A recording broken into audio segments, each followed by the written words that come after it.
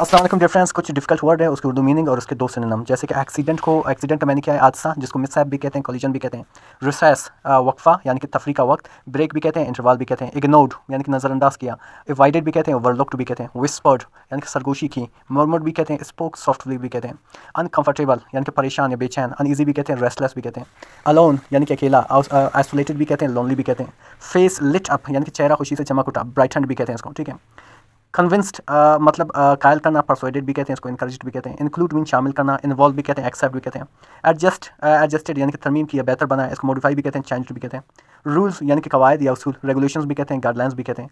Outsider यानी कि अजनबी या गैर, जिसको हम स्ट्रेंजर भी कहते हैं, फॉरनर भी कहते हैं। एबिलिटीज़ यानी कि सलाहियतें या काबिलियत, जिसको हम स्किल्स या टैलेंट भी कहते हैं। स्कोरर यानी कि स्कोर बनाने वाला, जिसको हम रिकॉर्ड कीपर भी कहते हैं, पॉइंट काउंटर भी कहते हैं। अंपायर रेफरी को कहते हैं, रेफरी इंग्लिश में कहते हैं, जज कहते हैं।